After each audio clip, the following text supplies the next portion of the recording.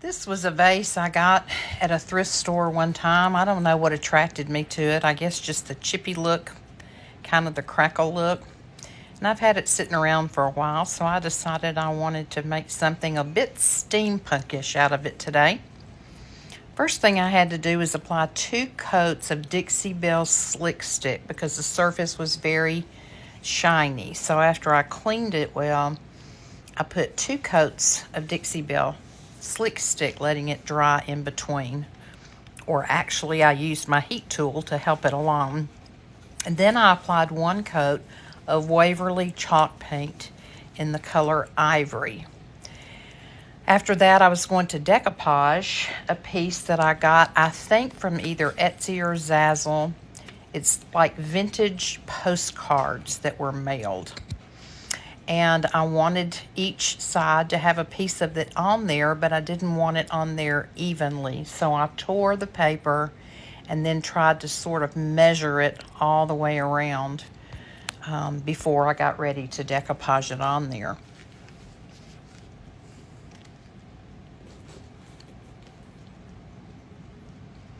For my decoupage medium of choice, I use Debbie's Design Diary DIY liquid patina, and I love it because it's very thin and does great for rice paper, does well for napkins especially, much better I think than your typical glues like Mod Podge do. So this is always my decoupage medium of choice, unless I'm using a thicker scrapbook paper, in which case I will then use Mod Podge.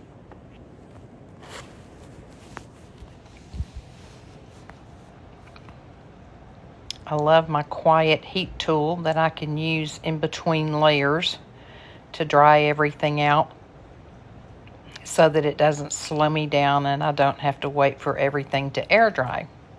So here I am just kind of roughly tearing the paper and applying it on each side.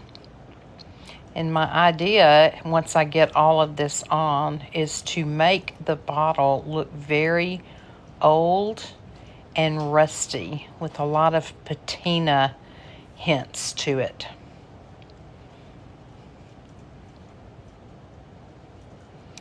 You probably saw me use a little box cutter there. I had a little bit of air underneath where I had already put the decoupage down. So I just made a little simple slit and then tried to push the air bubbles out before I then applied a coat of liquid patina on top.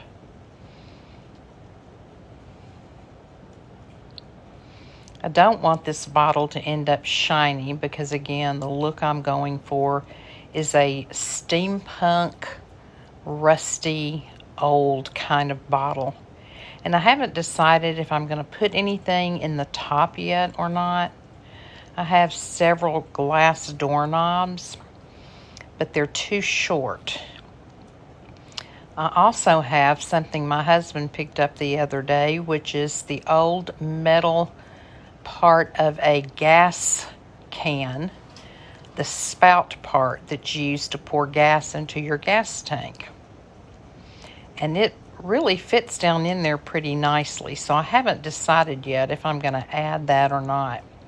Now I'm getting ready to do the rust and the liquid patina look with a sea sponge that I picked up in a packet at Hobby Lobby. And I took my spray water bottle and just barely wet my sea sponge. I didn't want it very wet, but just a little bit wet.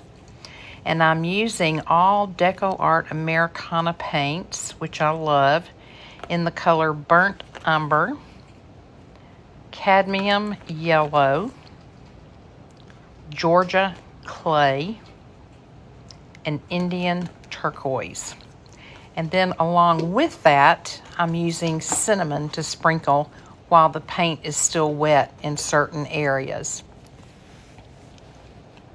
This way, by using the sponge, I was able to blend the color into where the paper had been torn, so it all just looks like it flows together and came that way.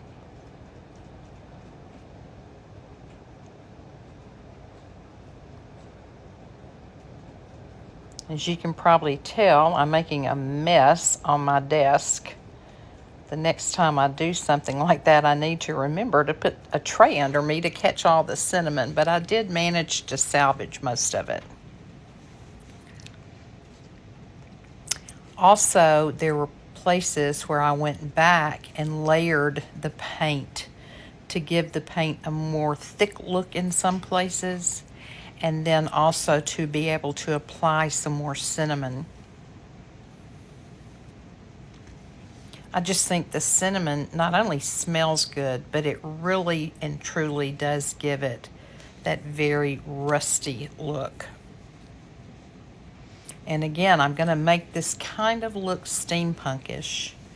So this is just kind of laying the foundation, as it were, or preparing the canvas, I guess you could say, for all of the things that I'm going to be applying to it, including some wired jute.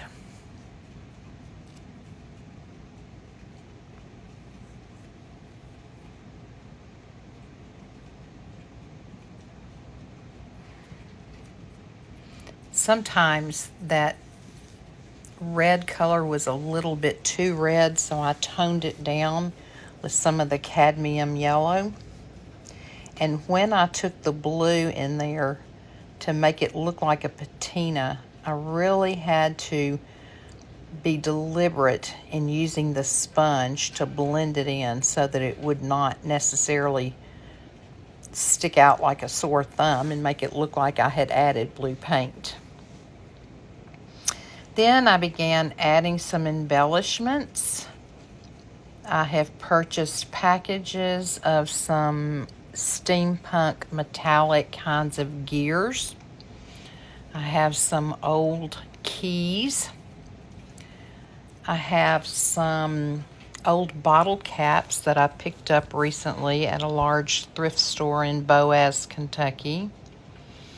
I have some clock faces, some small clock faces. So I began to apply those around all four sides, just randomly here and there to give it that steampunk look.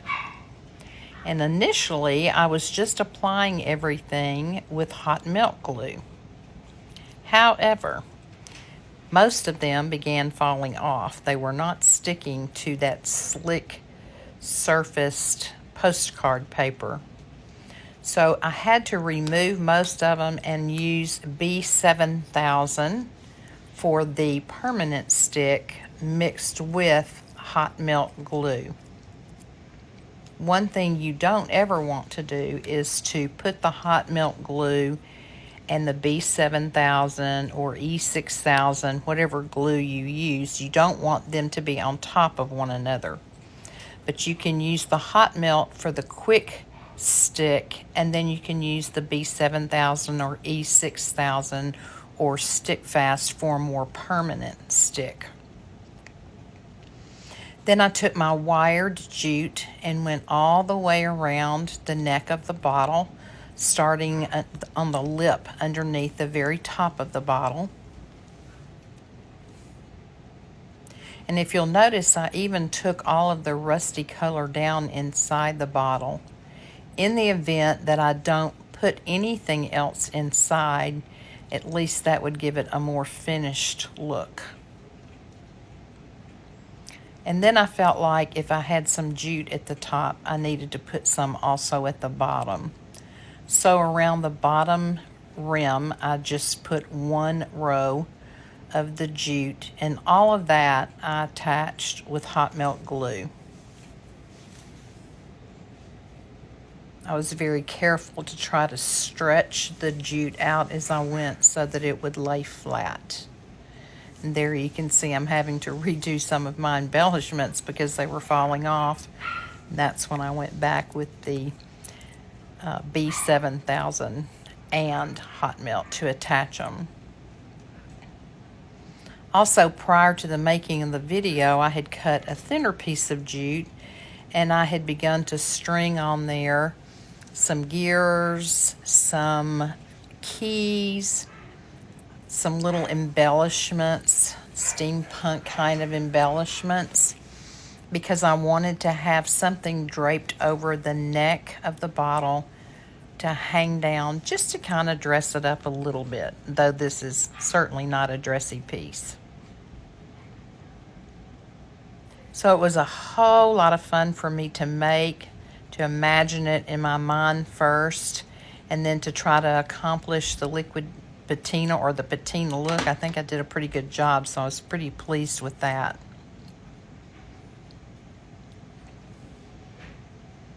So I guess this will be featured on our eclectic steampunk and junk page.